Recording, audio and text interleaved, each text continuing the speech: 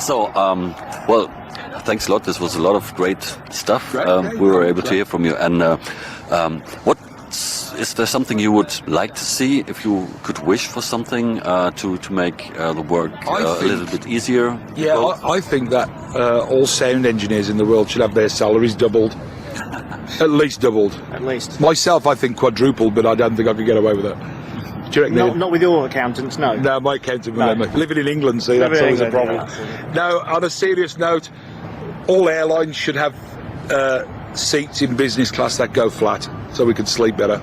Seats in economy for those of us that don't work for. Did that sound really snobby? No. I fly business, not first class. Sometimes I go first. Really? If people, if the airline upgrades me, or the band's travel agent does. Yeah. But I have to go out and do one show in like America and come back. So. Yeah, I'll fly one day, do the gig the next, and fly back the next day. It's like I have this little round trip thing going on. So I can't sit in. I'm too big. I'm too big to sit in them little seats, and that would be inhumane. It would. And I wouldn't do it. You'd be better off being in a Vilcar, wouldn't you? I would. You get more. You get better treatment. You get better treatment. Yeah. So that's me. I totally think that all airlines should have great flatbeds in business. On the gig front, it's going to be what it is. Yeah. Do you concur? Yeah, absolutely. Yeah. That's great to hear. Always a little bit more time, but. Okay, yeah, that's a little bit of a bigger budget and a little bit more time. Yeah. That's But no matter sure. how much time they give you, or how much budget they give you, it'll always you always just want a little those extra 10 subs or all that stretch that you need to get your double kick drum mics. Yeah, and that sort of thing. But two happy sound engineers before the show. So I think it's only that's early, the guarantee for a great show tonight. You I think? guess. Well, it's only early. Sound engineers not normally happy before a show then. In your interviewing experience? Well, because of the timing issues and something's missing, or you couldn't do the things you would like to do, but you are very, very experienced and relaxed people. You've probably seen all. Well, I have to be honest. I do my best work when I'm relaxed because it's. What's the point of stressing? I could be stressing now. I mean, I wonder how much sub-low I'm going to be able to get out of this PA. I think that it's probably... We had that conversation earlier. We've actually talked about it. I actually don't think that... It sounded kind of only just enough with nobody between me and the PA. That was just enough for you. It was only just enough. I was just say that. Well, it was on. That was stretching. It was on. Yeah, but when I say just enough, it's stretching my imagination. Yes, okay. And I'm sure once there's X amount of people, I don't know how many people they can fit in there, it'll disappear. It's going to go away. Now, the thing is, what's going to be left? Is it going to be something that's going to feel like it's trying to flay the flesh from your face because it's so bright?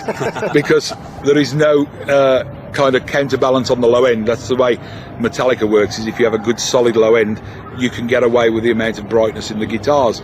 If you can't get the complementary amount of low end, then it'll just sound bright. Really bright. It can be bright. I try to avoid the really bright now.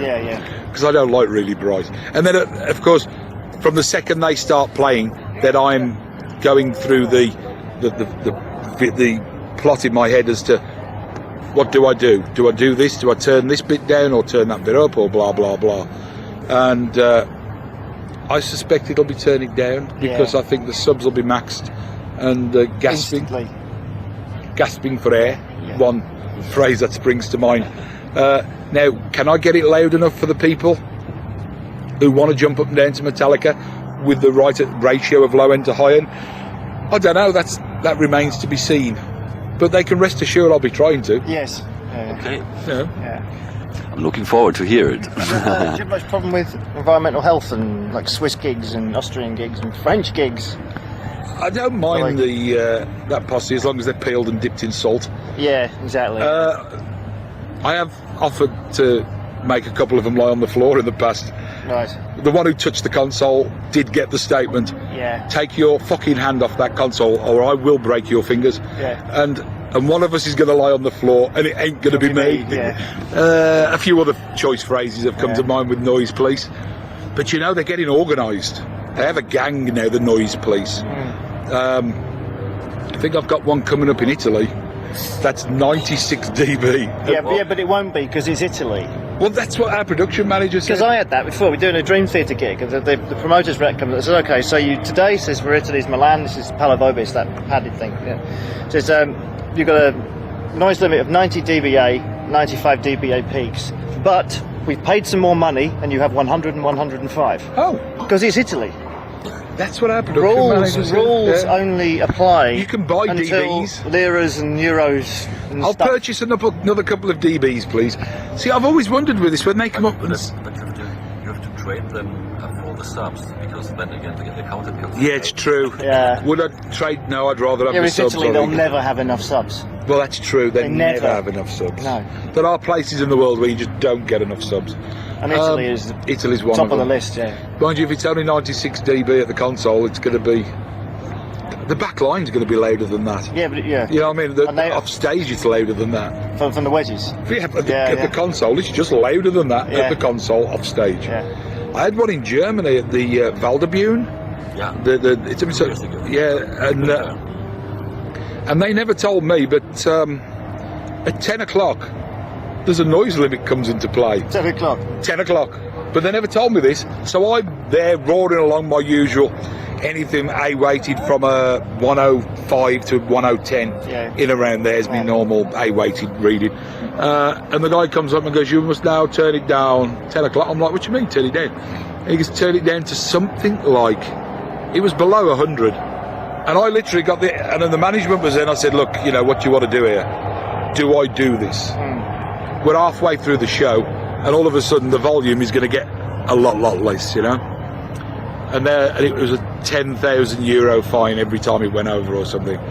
So, yeah, it was a hefty one. Each time. Couldn't you just leave it Well, that's above what I all said. the If time? I get it It's only above and one- hold it over that number, does it mean we only pay once? Yeah. And if he doesn't talk between the tunes, they just keep banging them I together. put big noise on. Yeah. And the management said, "No, you better behave and turn it down." So I got the L&R and I came down, and the yellow light was still on. A guy with some headphones was there, down and down and down and down and down, and I had the left and right fader probably half an inch off the bottom, and it was still too loud. And eventually, the guy was still whinging out. I went, "All right, there you go. It's off. Yeah. The PA's now off," and it was still over 100 dB. And of course, now the people are starting to give it large portions of "Scheisse, fucking Scheisse," and all this. And I'm like, "Don't fucking shout at me. Talk to this twat." You stand back and You know, point. the guy with the headphones on who's fucking threatening to fine me €10,000 if I fucking push that fader up.